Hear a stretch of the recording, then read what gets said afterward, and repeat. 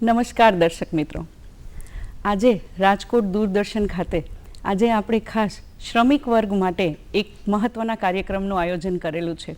મે મહિનામાં મજૂર દિવસ એટલે કે શ્રમિકો માટેનો દિવસ ઉજવવામાં આવતો હોય છે, પણ આ વર્ગ એવો હોય છે કે એ પોતે પણ પોતાના કામમાં એટલો કાર્યરત હોય છે કે પોતાની કયા કયા કાયદાઓ છે, કયા હક મળે છે, સરકાર કેટલા ફાયદાઓ આપે છે એ વાત વિશે બહુ ઓછી જાણકારી હોય છે. તો આજે આ બાબતે શ્રમિક વર્ગ બાબતે આજે આપણે ચર્ચા કરવાના છીએ. આ ચર્ચા માટે આપણે સૌરાષ્ટ્ર યુનિવર્સિટીમાંથી અર્થશાસ્ત્ર વિભાગના અધ્યક્ષ ડૉક્ટર શ્રી NR શાહ સાહેબ આપણી સાથે છે. સ્વાગત છે સર આપનું રાજકોટ દૂરદર્શન સ્ટુડિયોમાં. નમસ્કાર ધારાબેન. સૌપ્રથમ તો શ્રમિકોની સ્થિતિ અને ભારત સરકાર દ્વારા તાજેતરના વર્ષોમાં પસાર કરવામાં આવેલા 4 લેબર કોડ અંગેના આ પ્રોગ્રામના આયોજન બદલ રાજકોટ દૂરદર્શન કેન્દ્રને હું અભિનંદન પાઠવું છું. જે મજૂર વર્ગ હોય છે, શ્રમિકો હોય છે, તો ભૂતકાળમાં સરકાર દ્વારા, રાજ્યો દ્વારા કેવી રીતે એ લોકોના કલ્યાણ માટે કે ફાયદાઓ માટે ભૂતકાળમાં કેવા કેવા કાર્યો થતા હતા? હું થોડોક ઐતિહાસિક પરિપ્રેક્ષ્યમાં આપના પ્રશ્નનો ઉત્તર આપું તો ઔદ્યોગિક ક્રાંતિ પહેલાં હુન્નરી કારીગરોનો વર્ગ અસ્તિત્વમાં હતો. આ હુન્નરી કારીગર વર્ગ એટલે કે જેના ઓજારો પોતાની માલિકીના હતા, તેઓ પોતાની મનપસંદગીનો કાચો માલ ખરીદતા, પોતાના અનુકૂળ સમયે તેઓ ઉત્પાદન કરતા અને સાટા પદ્ધતિ, બદલા પદ્ધતિ, બાર્ટર સિસ્ટમમાં તેઓ પોતાના માલનું વેચાણ કરતા. તેઓ મહદઅંશે સ્વતંત્ર હતા, પોતાના કામધંધાની બધી બાબતોથી સુપેરે પરિચિત હતા અને સર્વાંશે બીજા પર આધાર રાખ્યા વગર તેઓ પોતે સ્વતંત્રતા અનુભવતા હતા. પરંતુ કાળક્રમે હાથકસબથી ઉત્પાદન કરવાની પદ્ધતિ નષ્ટ પામી અને ઔદ્યોગિક ક્રાંતિના પગરણ થયા. આ ઔદ્યોગિક ક્રાંતિ આપણે સૌ જાણીએ છીએ કે ઉત્પાદનના માળખામાં થયેલું આમૂલ પરિવર્તન. એટલે ઔદ્યોગિક ક્રાંતિના કારણે અઢળક પ્રમાણમાં ખૂબ જ સસ્તી રીતે ઉત્પાદન કરતા ઉદ્યોગોનો વિકાસ થયો. આ ઉદ્યોગોના વિકાસ થવાથી સ્વતંત્ર કારીગર વર્ગ સ્વતંત્ર મટી અને પગારદાર મજદૂર વર્ગમાં પરિવર્તિત થયો. અહીંથી મજૂરોના પ્રશ્નોની શરૂઆત થઈ છે. મજૂરોના પ્રશ્નો વિશે વાત કરીએ તો ફેક્ટરીઓમાં લાઇટ આવી એના પહેલાં તો એવું કહેવાતું કે સૂર્યોદયથી લઈને સૂર્યાસ્ત સુધી મજૂરોએ કામ કરવું પડતું. એની મતલબ કામના નિયત થયેલા કોઈ ધોરણો નહોતા. અઠવાડિક રજાની કોઈ જોગવાઈ નથી. કઈ ઉંમરના લોકોએ કામ કરવું એના કોઈ ધોરણો નહોતા. 8 વર્ષના બાળકો પાસે તો સામાન્ય રીતે કામ કરાવવામાં જ આવતું. એમની પગારની નિયમિત ચૂકવણી થતી નહીં. અકસ્માત કે એક્સિડન્ટ થાય તો એમને કોઈ વળતર પ્રાપ્ત થતું નહોતું. આવી સ્થિતિ એ મજૂરોની ઐતિહાસિક પરિપ્રેક્ષ્યમાં હતી. આમ છતાં ધારાબેન એક વાતની નોંધ લેવી રહી કે શ્રમિકોની આવી સ્થિતિ હોવા છતાં શ્રમિકો કરતા માલિકો પહેલા સંગઠિત થયા અને એમને સરકારની નીતિઓ ઉપર અસર કરી. અને એક સંદર્ભ પુસ્તકમાં ટાંક્યું છે કે 1860માં માલિકોએ કામદારો માટે કરાર ભંગનો કાયદો પસાર કરાવડાવ્યો અને આ કાયદા મુજબ જો કામદાર કામ છોડીને ચાલ્યો જાય તો એની સામે ધારાકીય કાર્યવાહી કરવામાં આવતી. એટલું જ નહીં, એને કામ કરવાની ફરજ પાડવામાં આવતી. આવી સ્થિતિ એ મજૂરોની જોવા મળતી. બાદમાં 1872માં બ્રહ્મો સમાજી શ્રી PC મજુમદાર દ્વારા મજૂરોના કલ્યાણ માટે મુંબઈમાં રાત્રિ શાળાઓ ખોલવામાં આવી હતી.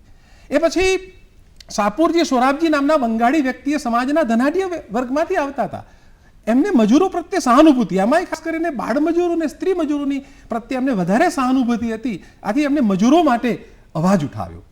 એ પછી મજૂર પ્રવૃત્તિના આદ્ય પ્રેરક ગણાતા નારાયણ મેઘજી લોખંડે મજૂરો માટેની સભા બોલાવી અને એમને મજૂરોની સભામાં મહત્વના ઠરાવો પસાર કર્યા. આજે ઓર્ગેનાઇઝ સેક્ટર અને ઉદ્યોગોના લોકો જે દર અઠવાડિયે રજાનો લાભ ભોગવી રહ્યા છે, credit goes to Narayan Meghji Lokhande. અઠવાડિક રજાનો પ્રાવધાન, અડધો કલાકની રિસેસ, નિયમિત વેતનની ચૂકવણી, કામ દરમિયાન ઈજા કે અકસ્માત થાય તો એને વળતર ચૂકવવું, આવા મહત્વના ઠરાવો એ મજૂર સભામાં પસાર કરવામાં આવ્યા અને 1884માં બીજા ફેક્ટરી કમિશનને આ ઠરાવો મોકલી આપવામાં આવ્યા. આ ઉપરાંત એની બેસન્ટ, BP વાડિયા, મહાત્મા ગાંધીજી, અનસુયાબેન, આવા અનેક લોકોએ મજૂરોના ઉત્કર્ષમાં પોતાનું મહત્વનું યોગદાન આપ્યું છે.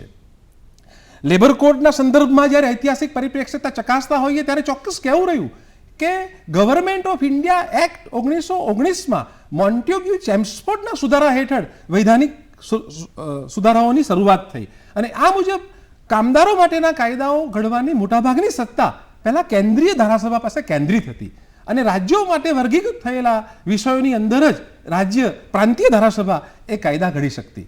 ત્યારબાદ ગવર્મેન્ટ ઓફ ઇન્ડિયા એક્ટ 1935 હેઠળ કામદારો માટે કાયદાઓ ઘડવાનો વિષય સમવર્તી યાદીમાં દાખલ કરવામાં આવ્યો અને એ મુજબ આંતરરાષ્ટ્રીય પરિષદોમાં ભાગ લેવો, ખાણો, તેલ ક્ષેત્રો, મોટર ટ્રાન્સપોર્ટ, સંરક્ષણ, તાર, ટપાલ, રેલવે વગેરે ખાતાઓમાં કામ કરતા કામદારો માટે કાયદાઓ ઘડવાની સત્તા એ કેન્દ્ર સરકાર પાસે હાલમાં, એ વખતે કેન્દ્રીય ધારાસભા પાસે. જ્યારે ટ્રેડ યુનિયન એક્ટ, કામની શરતો, સમયસર વેતનની ચૂકવણી, કામદારોને એના કામ બદલનો વળતર, આ અંગે કાયદાઓ નક્કી કરવાની સત્તા એ રાજ્ય સરકારને પ્રાપ્ત થઈ હતી. બાર્ટર સિસ્ટમથી લઈને અત્યાર સુધીની જે પરિસ્થિતિ છે એમાં સરસ તમે ભૂતકાળમાં બાર્ટર સિસ્ટમથી જે વાત કરી, સર તમે વચ્ચે આમાં એક એવો શબ્દ કીધો કે લેબર કોડ. તો આ લેબર કોડ શું છે એ તમે અમારા દર્શકોને જણાવશો? ચોક્કસ ધારાબેન, આપે ખૂબ જ સૂચક પ્રશ્ન પૂછ્યો કે લેબર કોડ શું છે. સામાન્ય રીતે ભારતની અંદર શ્રમિકો વિશે કાયદા ઘડવાનો વિષય એ સમવર્તી યાદીઓમાં હોવાથી there are lots of laws enacted by central government as well as state government. એટલે કે રાજ્ય સરકારો દ્વારા 200 કરતાં વધારે કાયદાઓ અમલમાં છે, કેન્દ્ર સરકાર દ્વારા 40 કરતાં વધારે કાયદાઓ અમલમાં છે. આના કારણે અધિકાર ક્ષેત્રોના કાયદાના અમલીકરણના પ્રશ્નો ઊભા થતા હતા, ઓવરલેપિંગ થતું હતું, બહુમુખતા, બહુવિવિધતા જોવા મળતી હતી અને એના કારણે કામદારોના હિત માટે આ કાયદાઓ સાચા અર્થમાં ફલિતાર્થ નહોતા થતા. આવા સંજોગોની અંદર કાયદાઓનું ઓવરલેપિંગ ન થાય, અધિકાર ક્ષેત્રો લાંબા સમય સુધી ઔદ્યોગિક તકરાર શરૂ થાય તો વર્ષો સુધીનો નિકાલ જ નહોતો થતો.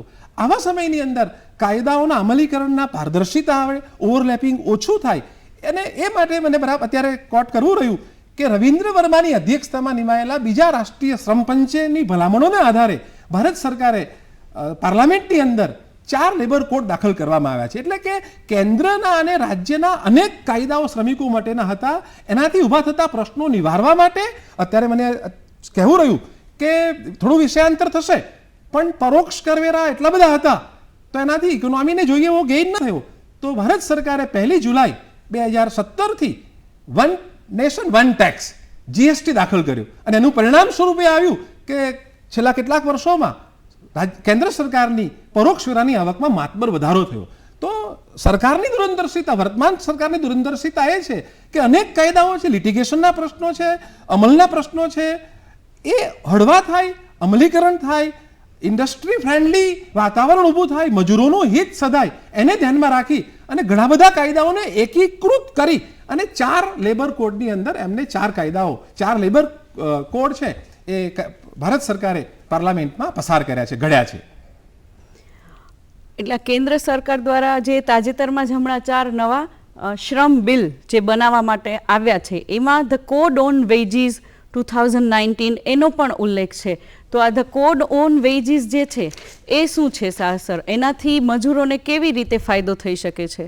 આપણે પહેલા ચર્ચા કરી કે અનેક કાયદાઓને સંમલિત કરી, એકીકૃત કરી અને આ 4 કોડ નવા ઘડવામાં આવ્યા છે.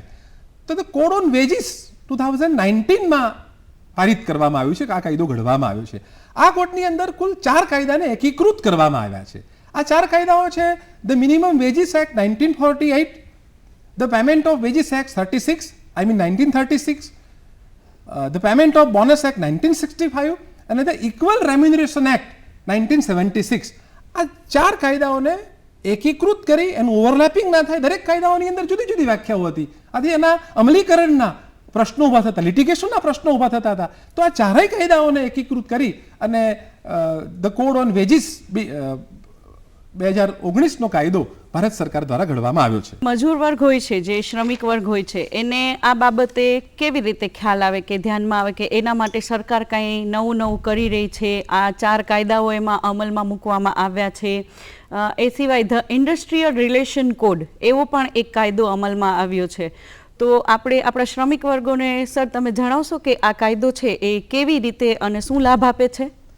ચોક્કસ ધારાબેન, આપણા ધ ઇન્ડસ્ટ્રીયલ રિલેશન કોડ 2020નો ઉત્તર આપું એના પહેલાં ધ કોડ ઓન વેજીસ 2019માં જે મેં 4 કાયદાઓને એકીકૃત કરવાની વાત કરી એના વિશે શ્રમિકોને પ્રાથમિક માહિતી હોવી જોઈએ.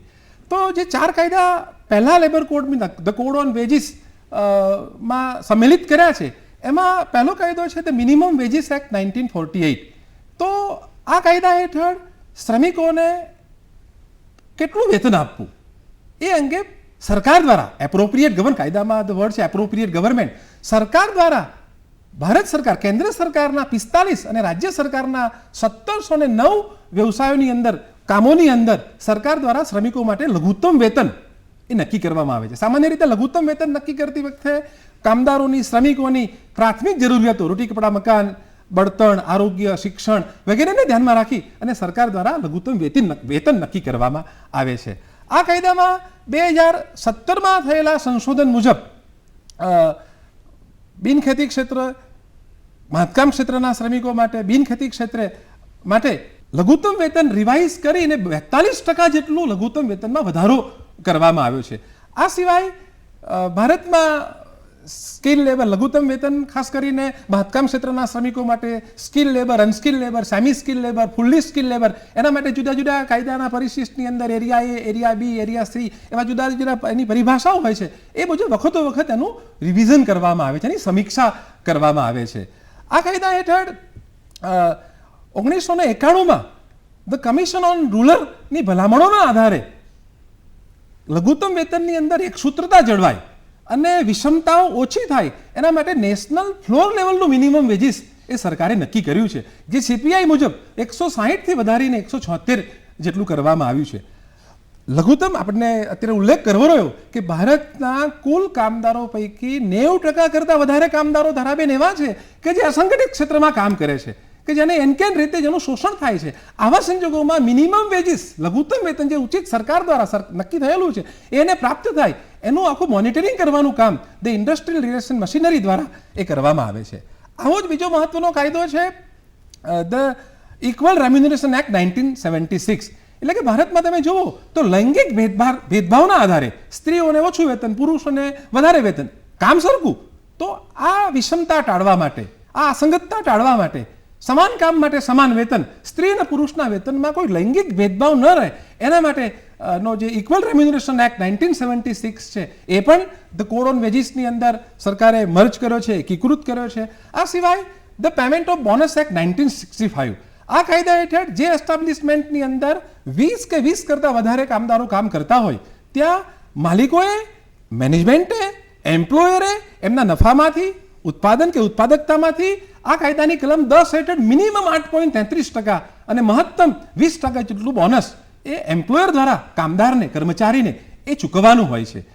આ મહત્વના 4 કાયદા છે એ કોડ ઓન વેજીસની અંદર ભારત સરકારે એકીકૃત કરી અને કાયદાનું ઓવરલેપિંગ ના થાય અને કાયદાનો લાભ ખરેખર શ્રમિકોને પ્રાપ્ત થાય એવી દૂરદર્શિતા રાખી અને સરકારે આ કોડ એ પસાર કર્યો છે. આપનો બીજો પ્રશ્ન the industrial relation code bill નહીં કહીએ આપણે, ધ ઇન્ડસ્ટ્રીયલ રિલેશન કોડ 2020 એનો જવાબ આપું તો આ કાયદામાં 3 કાયદા, the trade union act 1926, the industrial dispute act 1947 અને the industrial employment standing order act 1946, આ 3 કાયદાઓને એકીકૃત કરી અને ધ ઇન્ડસ્ટ્રીયલ રિલેશન કોડ એ ભારત સરકાર દ્વારા ઘડવામાં આવ્યો છે. આ કાયદાની અંદર મજૂર સંઘોના ફેડરેશનોને માન્યતા આપવામાં આવે છે. આ કોડ મુજબ એની સાથે નેગોશિયેબલ બનાવવામાં આવે છે. મજૂર સંઘોની માન્યતા અને ફેડરેશનોની નેગોશિયેબલ બનાવવામાં આવે છે. આ કાયદા અંતર્ગત મજૂરોને હડતાલ પર જવાના જે ધોરણો હતા એમાં ફેરફાર કરવામાં આવ્યા છે કે 60 દિવસની નોટિસ આપ્યા વગર કોઈ પણ કામદાર છે એ ઇટ ઇઝ કમ્પલસરી કે 60 દિવસની નોટિસ આપ્યા પછી જ હડતાલ ઉપર જઈ શકે. એટલું જ નહીં, જ્યારે કોઈ ઔદ્યોગિક તકરાર કે ઔદ્યોગિક વિવાદ સબજ્યુડિસ હોય, ઔદ્યોગિક ટ્રિબ્યુનલમાં કે કોર્ટની અંદર મેટર ચાલતી હોય એ દરમિયાન કામદારો હડતાલ પાડી શકતા નથી.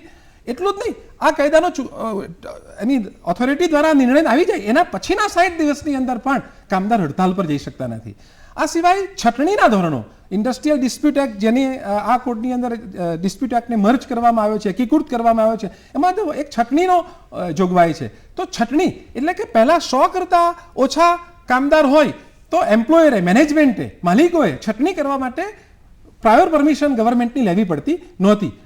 હવે આ મર્યાદા 100 થી વધારીને 300 કરવામાં આવી છે. એટલે કે 300 સુધી કામદારો મર્યાદિત હોય તો માલિકોએ, એમ્પ્લોયરે, મેનેજમેન્ટે એને રિટ્રેચમેન્ટ કરવા માટે, એને છૂટા કરવા માટે, ટર્મિનેટ કરવા માટે સરકારની પરમિશનની જરૂર રહેતી નથી. આ કાયદાની મહત્વની બાબત એ છે કે રિટ્રેચમેન્ટ થયેલા, છટણી થયેલા કર્મચારીઓની તાલીમ માટે રિસ્કિલિંગ ફંડ પણ એ સરકાર દ્વારા ઊભું કરવામાં આવ્યું છે. The code on relation, industrial relation બિલના કોડની અંદર લેબર કોર્ટ, સમાધાન બોર્ડ વગેરેને મિટાવી અને ઇન્ડસ્ટ્રીયલ ટ્રિબ્યુનલનું ગઠન કરવામાં આવ્યું છે.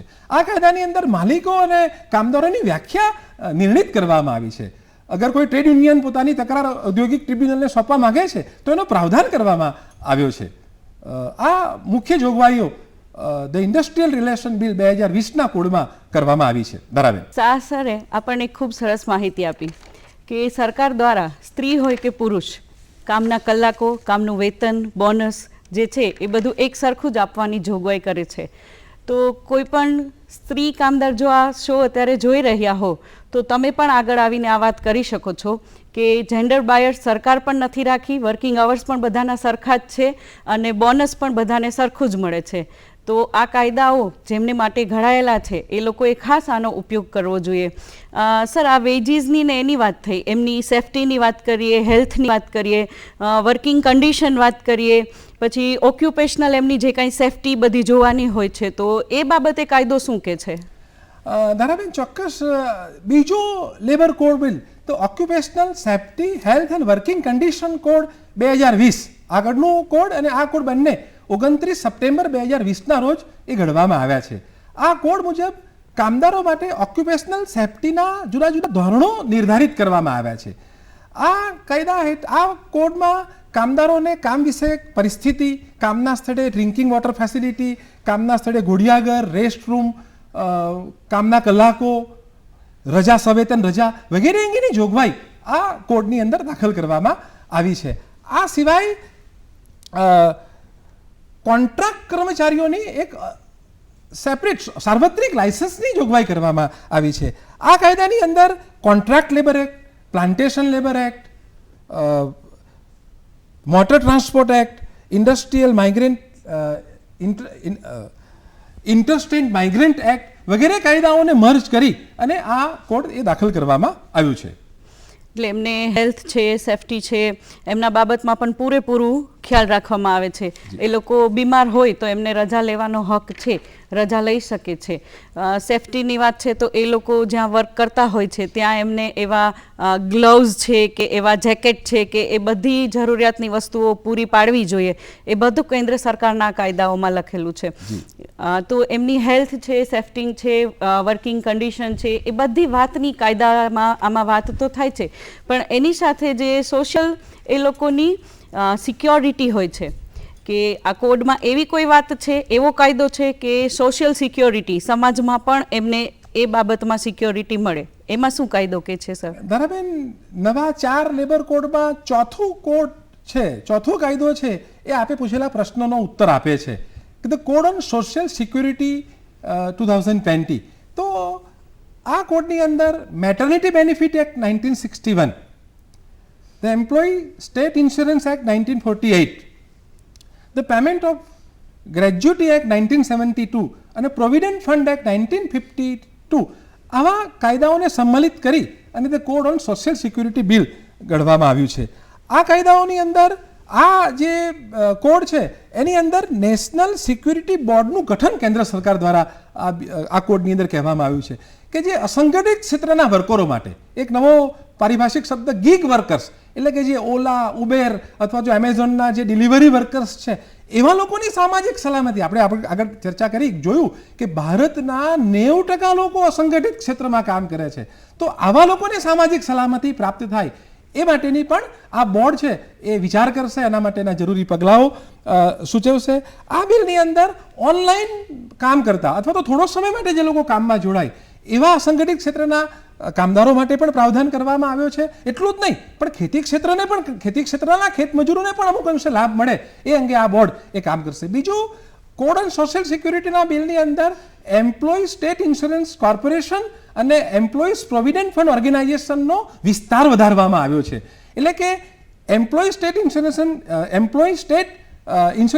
ઇન્સ્યોરન્સ કોર્પોરેશન છે એમાં 10 કરતાં ઓછા જે એસ્ટાબ્લિશમેન્ટની અંદર 10 કરતાં ઓછા વર્કર્સ હોય, ઇવન એક હોય તો એને પણ એનો લાભ આપવાનો વિસ્તાર આ બિલની અંદર એ આવરી લેવામાં આવ્યો છે, આ કોડમાં આવરી લેવામાં આવ્યો છે. એવી જ રીતે એમ્પ્લોય પ્રોવિડન્ટ ફંડ ઓર્ગેનાઇઝેશનના અંદર જે શિડ્યુલ સંસ્થાઓની કે રોજગારો એમ્પ્લોયમેન્ટની યાદી હતી એને દૂર કરવામાં આવી છે અને 20 કે 20 કરતાં વધારે કામદારો જે એસ્ટાબ્લિશમેન્ટની અંદર કામ કરતા હોય એને એમ્પ્લોઈઝ પ્રોવિડન્ટ ફંડ ઓર્ગેનાઇઝેશનના લાભો આપવાનું એ ઠરાવવામાં આવ્યું છે. એટલું જ નહીં પણ 5 વર્ષની જે મિનિમમ ગ્રેજ્યુટી મેળવવા માટે અગાઉના કાયદાઓની અંદર 5 વર્ષની મિનિમમ સર્વિસની લેન્થ ઓફ સર્વિસની જે જોગવાઈ હતી એને દૂર કરવામાં આવી છે અને 3 વર્ષ અને કેટલાક કિસ્સાઓમાં 1 વર્ષ સુધીની જોગવાઈ કરી અને ઈપીએફઓના લાભ મોટાભાગના કામદારો એનાથી આવરી લેવામાં આવે એ જોગવાઈ એ આમાં કરવામાં આવી છે. સર, આ ચારેય કાયદાઓ કેન્દ્ર સરકાર લાવી તો ખરા, પણ આપણે અત્યારે સોશિયલ મીડિયાની કોઈ વાત કરીએ તો કોઈ ડિજિટલાઇઝેશન,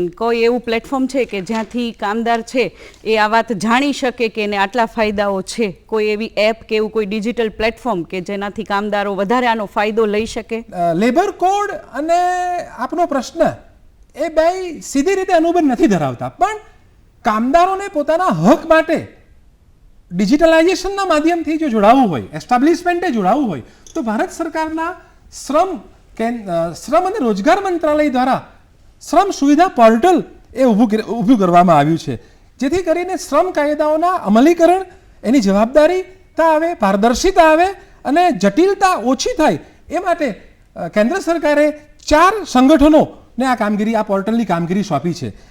જેમાં office of the chief labour commissioner, office director general of safety and mines, EPFO અને ESIC employ state insurance corporation, employees provident fund organisation, આ 4 જે સંગઠનો છે એ શ્રમ સુવિધા પોર્ટલની કામગીરી સંભાળે છે. આ શ્રમ પોર્ટલ અંતર્ગત unique labour identification number register થયેલા એસ્ટાબ્લિશમેન્ટોને ઇસ્યુ કરવામાં આવે છે અને 2020ની સ્થિતિમાં લગભગ 30 લાખ એસ્ટાબ્લિશમેન્ટ, 30 લાખની નોંધણી થયાનું માલુમ પડે છે. આવી જ રીતે બીજું છે સમાધાન બોર્ડ, કે ભારતનો કોઈ પણ કામદાર જે કેન્દ્ર સાથેના કાયદા સાથે જોડાયેલો હોય તો એને પોતાની ઔદ્યોગિક તકરાર ફાઇલ કરવી છે તો એ સમાધાન બોર્ડના પોર્ટલમાં જઈ અને એ ફાઇલ કરી શકે છે. અને એવું જ ત્રીજું પ્લેટફોર્મ છે નેશનલ કરિયર સર્વિસ. તો નેશનલ કરિયર સર્વિસ અંતર્ગત career counselling, vocational guidance, skill ડેવલપમેન્ટના કોર્સિસ, એપ્રેન્ટિસ, ઇન્ટર્નશીપ વગેરે અંગેની જાણકારી એ શ્રમિકોને એ પ્રાપ્ત કરાવવામાં આવે છે. હોપફુલી આપને બધાને કોઈ પણ રીતે આ બધી માહિતી છે એ ફાયદારૂપ થશે એવી આશા સાથે હું ધારા ઠાકર આપ સૌથી નમસ્કાર, આપ સૌનો ખૂબ ખૂબ આભાર.